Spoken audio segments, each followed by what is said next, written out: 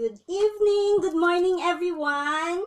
We are on day 22 of Wrinkles Live. How are you today? May you are having a great and awesome day. I am Ernst, an income diversification strategist, and my mission is making people live better. Yesterday is about our slight edge allies, and we have 4 of it.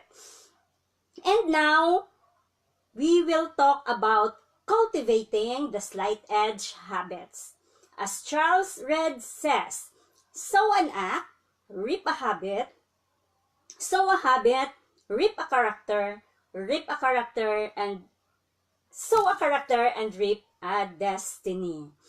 So, remember on the chapter about investing in yourself, the closing of it where it becomes automatic. That is the 3 words on the last word of the chapter.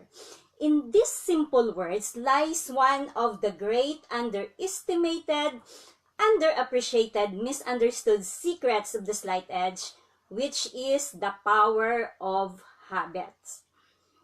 There are 2 kinds of habits. Those who serve us and those who don't. And those who don't, we are all aware that this can be destructive. But most of us were still continuing to do it. Narinig nyo naman siguro yung mga sabi-sabi na masarap ang bawal. But it's mind-boggling kung bakit, kung ano ang masarap sa isang stick ng sigarilyo na majority sa atin ay hindi mabibitawan yun. Yun kasi yung habit ng mga nagsusunog ng pera, 'di ba? Yun kasi yung tawag namin doon sa site, yung mga taong naninigarilyo is yung mga nagsusunog ng pera. So, but with all that habit awareness, hi Joanna, good evening. Hi Jane, andang Cynthia. We tend to overlook the innermost power of positive intentional habit. It's not that good habits don't exist or we don't have them.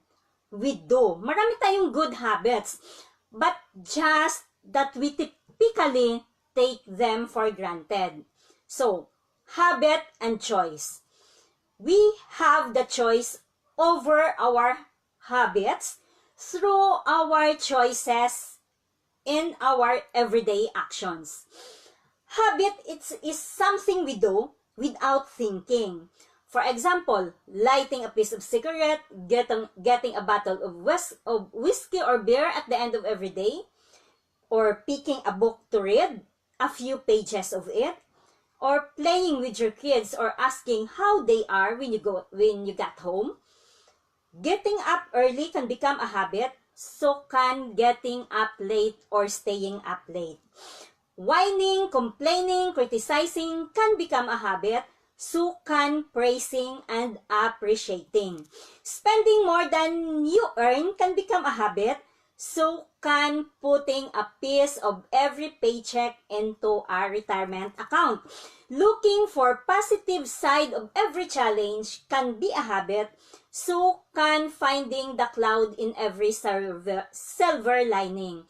All these habits you have complete control at first, until they become automatic and take on the life of their own.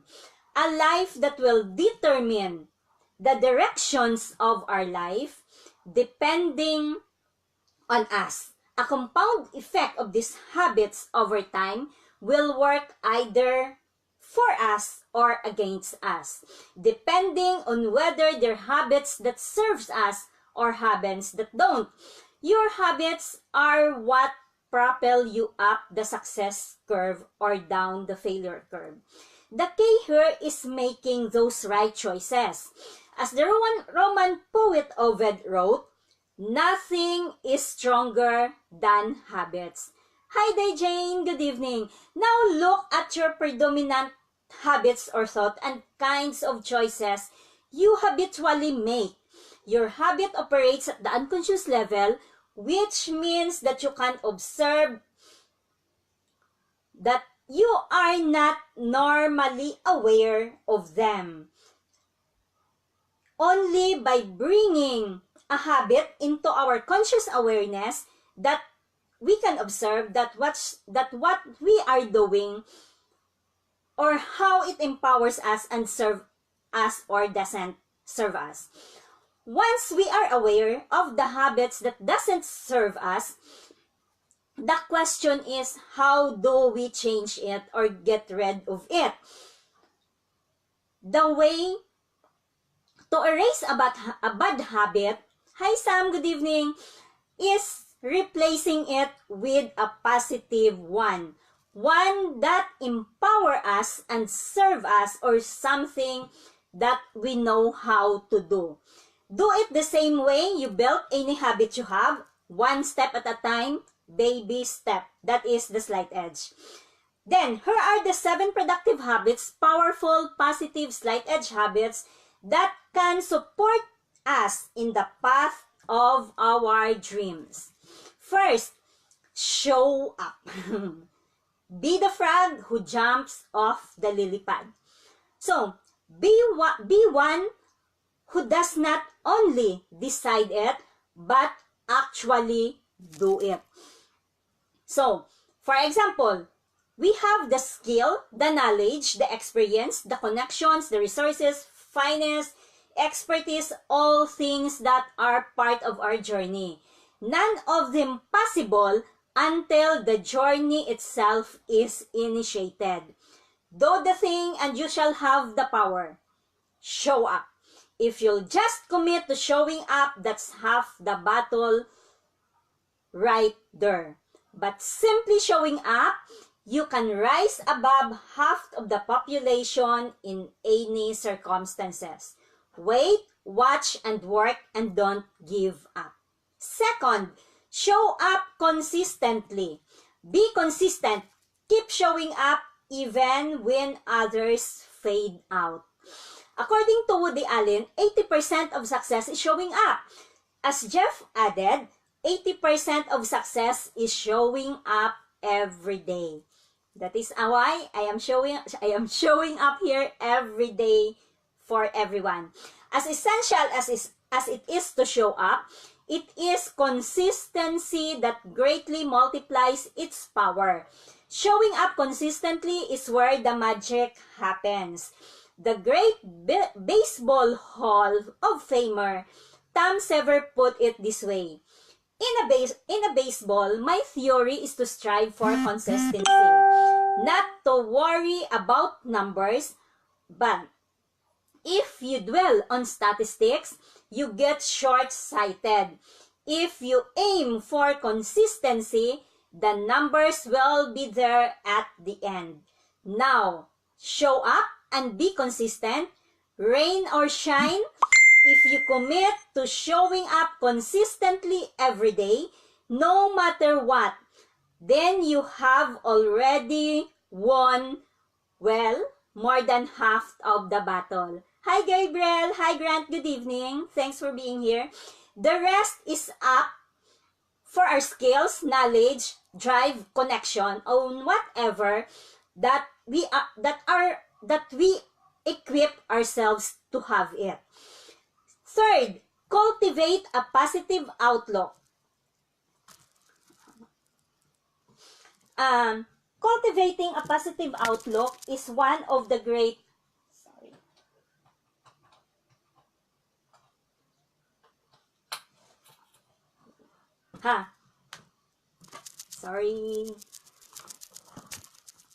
Kasi pag positive yung outlook natin sa buhay at nag-show up tayo everyday, everything happens. So, marami tayong maa-accomplish sa buhay. By being positive in everything that we do, for example, every day you want to get up early. So, the moment you get up, at yung frame of mind natin at yung thinking natin at yung attitude natin is positive that there is something good and awesome would happen today, our day would be great. Diba? So, nasa sa atin yun kasi kung paano natin, how we go through our day-to-day, our day-to-day lives. For example, you have set something to do today. And sometimes, there would things that is beyond our control na would disrupt that would disrupt our good mood. Since we decide that we would have the positive outlook throughout the day, it would not hinder us. It would not it would not change, or it would not hindi niya maano yung ano natin, hindi niya maggigiba, or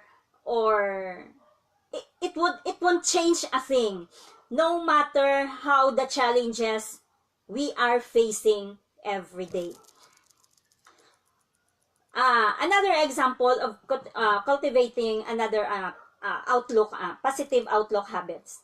So, for example, you know that you would be picking up or meeting a friend on a specific time today. And all of the sudden, you said that you would meeting at, okay, see you there at 12 noon, because you would be having a lunch together. And you are there for the past 30 minutes and an hour with good reasons that maybe he or she is late because there is something transpired that na hindi niya magawang mag be on time. So ano dapat yung magiging reactions natin doon if one person were late for an appointment? Since we decided that our day would be, di ba, sabi natin, we need to show up, and then we need to show up consistently, and then we need to show up consistently with a positive habit. So dapat hindi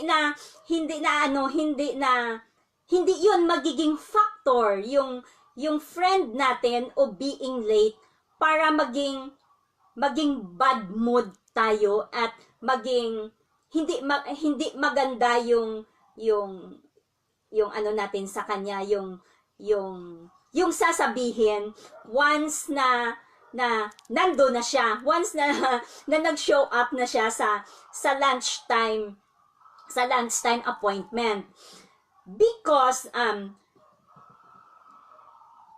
that's their attitude. Your attitude, you're the ones who controls it. It consistently ends up being that way for them. Pero hindi ka dapat maging apektado doon. Because attitude creates action, it creates results, and it creates your destiny. Fourth, be committed for the long haul. Remember the 10,000 hour rule. Ganito yon. So, showing up is essential. Showing up consistently is powerful. Showing up consistently with a positive outlook is even more powerful. But doing all that for a week is just doing it for a week. Kaya naman natin yung gawin, even for a day, for a few days, or even a week. How about in a long period of time? Kaya ba natin yun gawin? On the next week, next year, or ano? Would you still continue? Hi, Doc Annabelle, thank you for being here. Hi, Maricel, thank you. Showing up consistently with a positive outlook is even more powerful. Farmer knows this. They have to wait for a full season to reap their harvest. Alam natin yun if we are a farmer or we visited a farm. Diba? So, In our post-industrial world where so much of everyday life is accessible through the click of a mouse, it's easier than ever to forget that. But it doesn't mean that it isn't still true. Plant, cultivate, harvest. That second comma, the one between cultivate and harvest, often represent a long period of time. In the Outliers book of Malcolm Gladwell, traces the actual amount of time that goes into the overnight success of superstars from all sorts of fields, from Beatles to Bill Gates. The documents that what he calls the 10,000 hour rule, ito yung result. The key to outrageous success in any endeavor is to put in about 10,000 hours of practice. So imagine those 10,000 hours of practice. Seriously, no kidding, 10,000.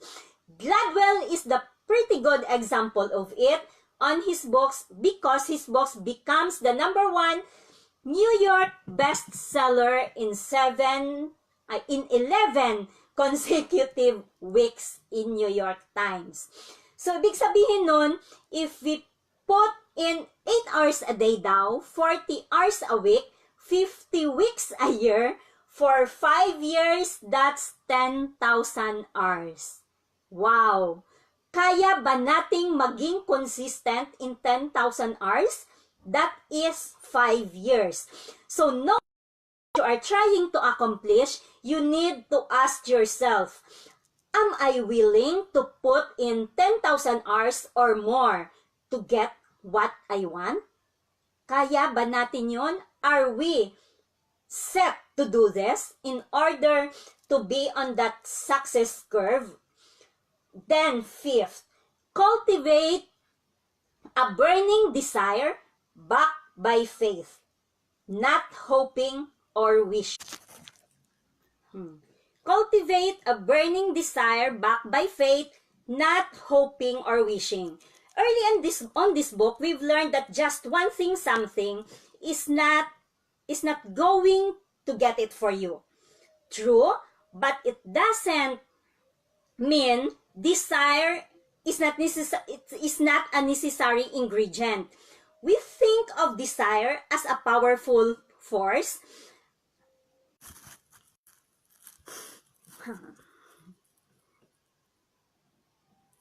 Because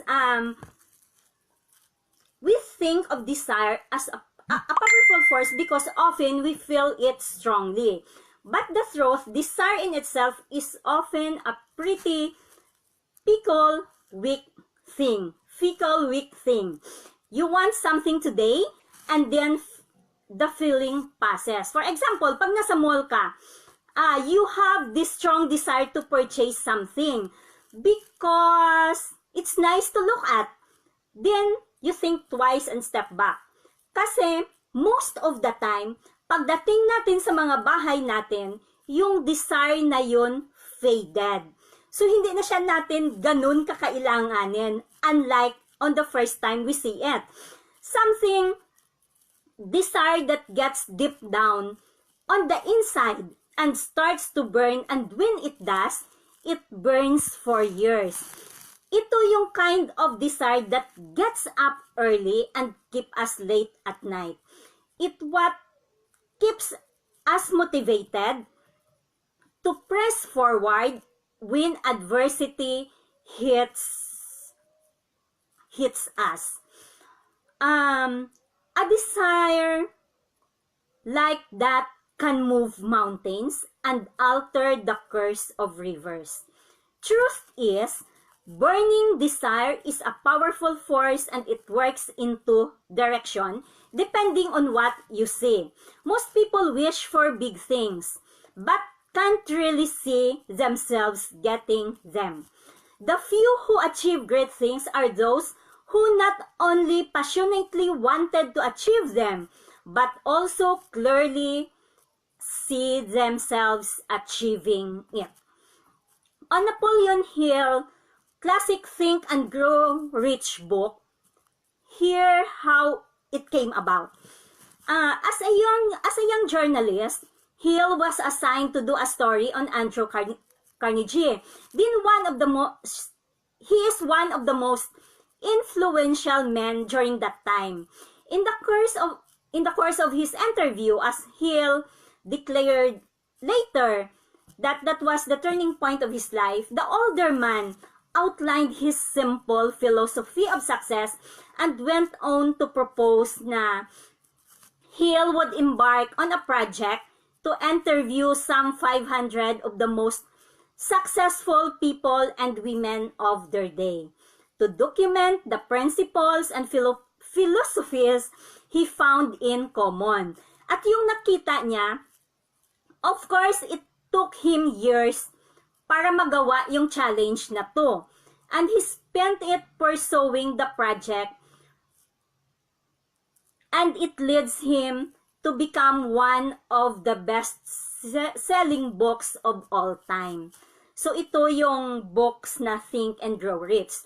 One of the 500 subjects he interviewed, yung number one characteristics he found was what he called desired backed by faith. Because he'll seen this power in the life of men from lowly beginnings to places of power and wealth. At nakita niya rin to sa mga tao who robs it until on their graves as a victims. So, nakita niya rin for those who serve as a medium by which men stage a comeback after having been defeated in 100 different ways. At marami yun. At isa ko dun. A burning desire backed by faith simply means deeply, passionately wanting to get somewhere and knowing, not hoping or wishing, but knowing that you're going to get there. Alam mo na makukuha mo yun. In other words, there has to be a congruence between your desire and your faith. In the course of our journey, all sorts of obstacles will appear in our path. And you can determine the size of the problem that keeps a person down. Successful people back at a problem and see it as an opportunity. A burning desire is what motivates us to confront them, rather than turn tail and run. But it's a burning desire backed by faith that takes us through them. 6. Be willing to pay the price. Sometimes you have to quit the softball team, as Jeff says. Making a choice means making or paying a price. Sometimes it is just easy to give up on life. It is much too easy. Marami na tayong na-witness nun. And fade away when things were painful and difficult to the point of giving up the life itself. But making a price for what success we desire and want to achieve in life it's not that dramatic. Hindi naman siya dapat ganun ka-dramatic na magi-give up na lang tayo eventually. All we need to do is, yes, we have big dreams, maybe. Hope everyone else have huge dreams. But steps to get there are always going to be small. Actually, it's baby steps and easy to do. Madali lang naman, kung gusto nating maging healthy, eat healthy foods. Ganun lang yun. Wala namang ibang level up pa nun, diba? Yun lang kasimple. You don't have to pay for $1 million dream. What I mean, You don't have to pay your for $1 million dream. All you need to do sometimes is start with a penny. A penny every day. Means, giving up something. So, kung gusto mo maging healthy, ano yung i-give up mo para maging healthy ka? Alam mo yon at walang ibang pwedeng magsabi nun sa'yo dahil ikaw lang ang makaka-decide nun. Maybe, it's something as simple as giving up a type of junk food you're attached to for the sake of your health. It could be a bit extra of lazy time in each morning to take time before going to work. Write down 3 things that you're grateful for. Or maybe a delayed gratification of postponing certain purchases or acquisitions, or letting go of some pleasures for the sake of the pursuit of a longer-term aim. Alam mo rin yon kung ano yung gusto mong i-achieve for a certain period of time. Remember, this as Jeff says, whatever price you pay, there's a bigger price to pay for not doing it than the price for doing it. The price of neglect is much worse than the price of discipline.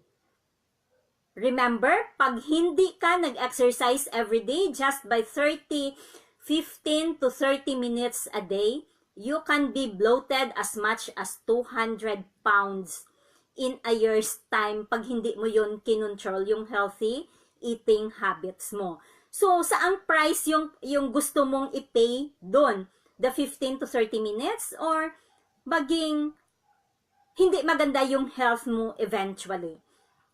So, no matter what, the price of failure is a brutal by comparison to the price of success.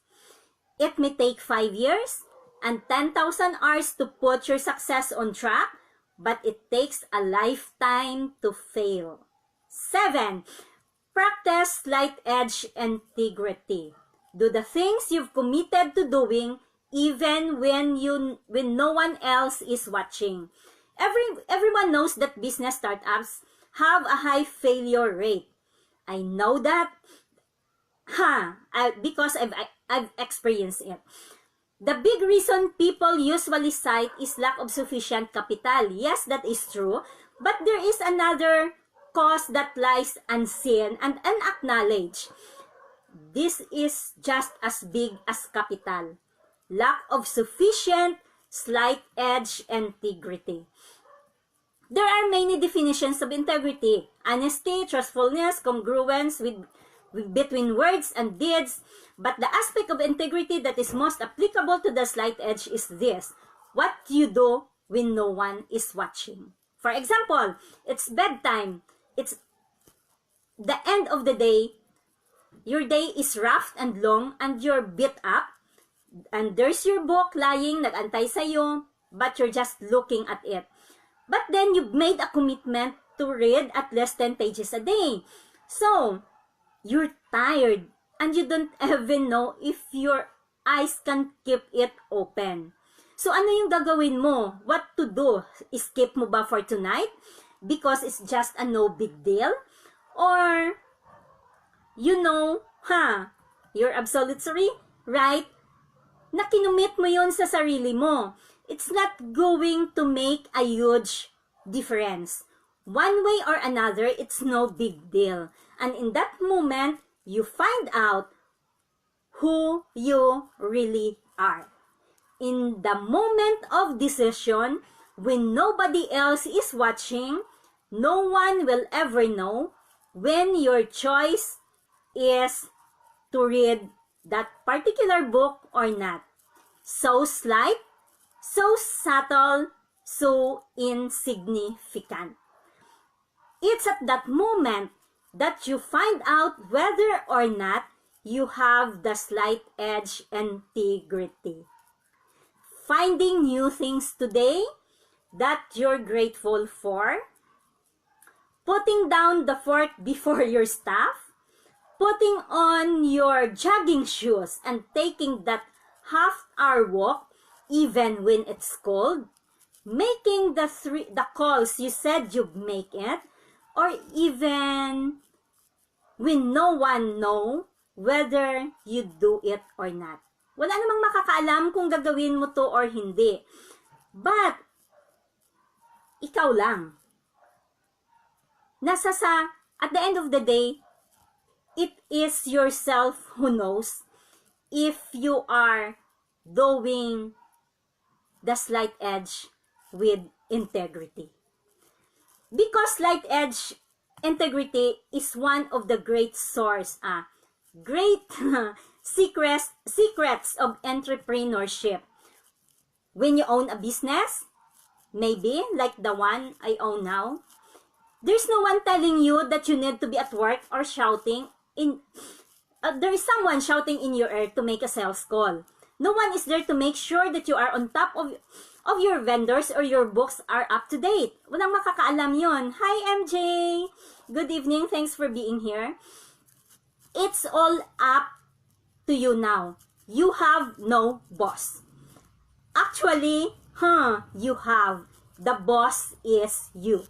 Serving as your own boss and doing so successfully, consistently, day in and day out, takes an uncommon degree of slight edge integrity. And frankly, many business owners just don't have it. Kasi wala namang makakaalam kung in-update mo yung expense mo for the day or you check your sales for the day and you update it on your system. Ikaw lang yung nakakaalam if you're a one-man person in your job. So, yung structure kasi yung being a boss kung minsan it intoxicated us the freedom of being our own and failed to maintain the kind of structure that takes us to become successful. Without that integrity in the little everyday that we do, nasa sa atin yun. Because sa small things na ginagawa natin everyday, sa business natin, it is what keep our heads above water for a long period of time. Hello, good evening. In case you're thinking that this doesn't apply to you because you are not an entrepreneur and you don't own a business, this might be a surprise for you. Because yes, you are and you do. The truth is, living a life is being an entrepreneur. No matter whether you are one of the 10,000 employees of a gigantic corporation, a sole proprietor running your own food cart business, stay-at-home parent managing your household, you are solely in charge of the steady unfolding course of your life. Your life is like an Apollo rocket headed for parts yet unknown, and there is no one at the helm but you. You are the novelist, the pilot, the screenwriter, the business owner, the inventor, the philosopher, the entertainer, the statesman, so on. You are all things and more. The fabric of the tapestry upon which you're assembling this story is made up of tiny threads that few will ever notice as you weave them. You are capable of great things because your soul is alive and capable of great things. Most will never achieve them or experience them, but anyone can if they only understand how the process works. Simple lang. Show up. Show up consistently. Show up consistently with a positive outlook. Be prepared for and committed for the long haul. Cultivate a burning desire backed by faith. Be willing to pay the price. And do the things you've committed to doing, even when no one else is watching. Thank you everyone for being here with me on Wrinkles Live Day 22 and to those who are watching and replays. Hello everyone, good evening, and have a great day to everyone who are in the other parts of the world. Anyways, for those of you who are open to start a business and backed by these 7 powerful habits, and are open to make some extra money on the sideline, just go to my profile, send me a message. I could send you some information. See it if it is for you, or it may be not. Who knows? This could be the one thing that can bring yourself that could bring you yourself to commit and level up your income and success and live the life you always wanted. Anyways, on March 8 at 8 p.m. we have a business presentation. Just go to my profile or send me a message if you want to be part of it, and I would send where you can be part of it. Thank you once again. Good day, good night. See you all again tomorrow on day 23 of Wrinkles Live. And that is about the 3 steps to your dream. Thank you everyone for being here and taking your time being with me. Have a great night and great day to all. Thank you.